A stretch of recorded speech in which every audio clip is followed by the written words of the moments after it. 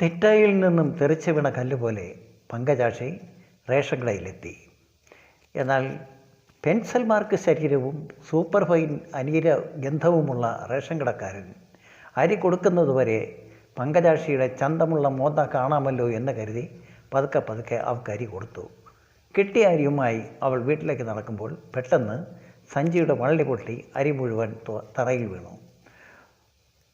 പരിഭ്രാന്തയായ അവൾ ചുറ്റും നോക്കി.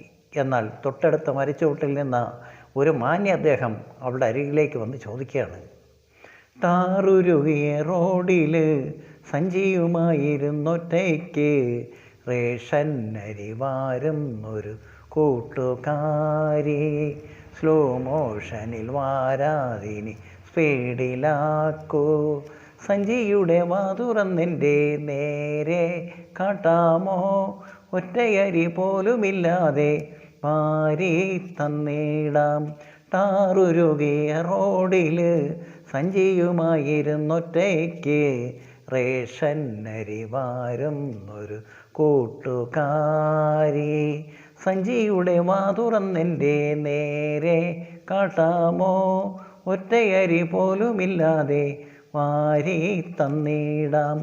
എന്നാൽ അരി വാരിത്തരണമെന്നോ തരണ്ടെന്നോ പങ്കജാക്ഷി പറഞ്ഞില്ല.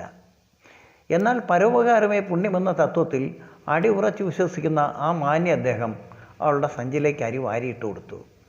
അരി വാരുന്ന കൂട്ടത്തിൽ ആ 4 കണ്ണുകൾ കൂട്ടിമുട്ടി. നാണം പൂണ്ട പങ്കജാക്ഷി വാരുന്ന അരിയിൽ കളം വരച്ചു. അരി മൊത്തവും തൂത്തുപറക്കി കെട്ടിയപ്പോൾ ഒരു ടാറ്റ പോലും പറയാതെ പങ്കജാക്ഷി നടന്നകന്നു.